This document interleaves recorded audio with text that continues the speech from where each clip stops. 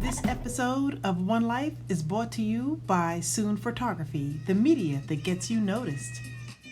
Ciao, and welcome to One Life, a visit with me, your host, Dr. Trey Ahia.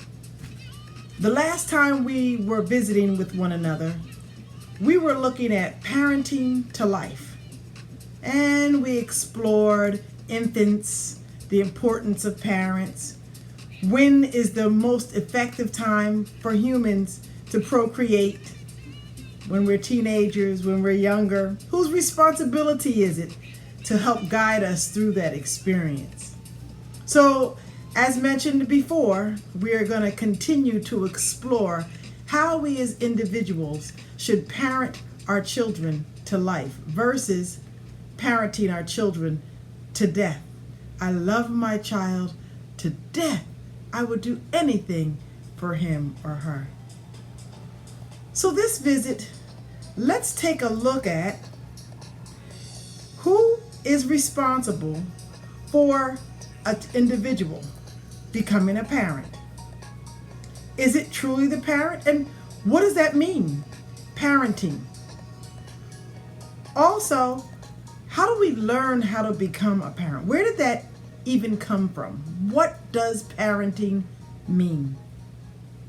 And once we are able to discern the appropriateness of being a parent, when are we truly, as humans, ready for parenting? Historically, people have parented children from the age of 12, 14, and have gone on in their lives to do things, big things. But was that appropriate? Well, we're going to dissect this thing called parenting. We're going to have guest speakers as in other visits that we might have. We're going to entertain comments from you. We look forward to hearing from all of you. In any event, stay tuned and visit with me in our topic, parenting children to life.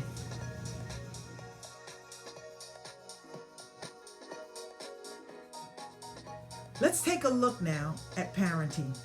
When we think of parenting, we think that a child is in a home or a place where the child has an adult, 2 or 3. It could be an adoptive home, a group home. It could be an aunt, an uncle, or 2 or 3 of those, if you will. But parenting practices around the globe provide 3 major goals. The first goal is to keep the child safe and healthy. The second goal is to make sure that the child is productive as they grow and learn. And then third, to be able to transmit cultural views. A high quality parent-child relationship, though, is critical in the child's healthy development. Can you imagine what parenting must have been like in the early years, like 16th or 17th century? It was called child rearing. And child rearing throughout the 17th century rooted itself in a completely different soil than it is today. Growing up, say, in England or colonial America in those times weren't fun and games as we know it today. Children weren't as privileged as they are today. Households were even different. There were at least 7 or more individuals in the household. Many times, children would die before they even reached the age of maturity. Despite families in the colonial times being strict on their children, we have to remember that these colonial parents did have affection for their children. They loved their children, but they did not pamper their children. And when you think about parenting or child rearing, is it any different from what we really are experiencing now? Certainly, children were obstinate and defiant, and they had their own ways of thinking. Certainly they did. Still, there's that looming question. Who's responsible for the child in terms of how they are reared?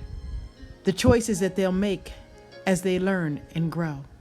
Is it society? Is it their peers? Is it truly the parent's job? Those are some of the questions that we're going to continue to explore. And of course, there are theories and aspects about how to parent your child positively. We will be reviewing those in our next visit. Does it truly take a whole village to raise a child? Continue to tune in and visit with me. In the future, we will have co-hosts like Miss Jen. Make sure to like, share, and subscribe to One Life.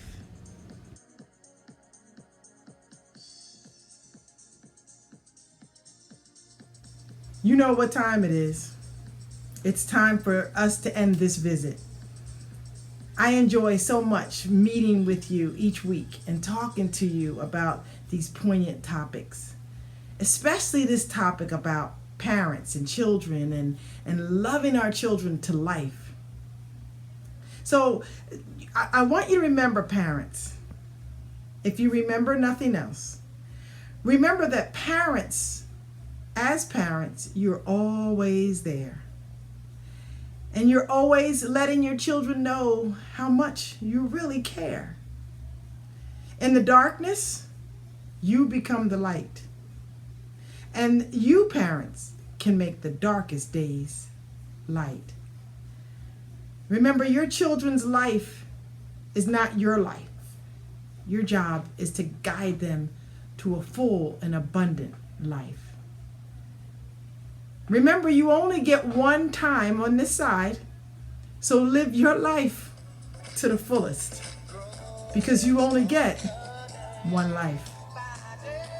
Looking forward to our next visit. Take care. Today's music was brought to you by DJ Chillette.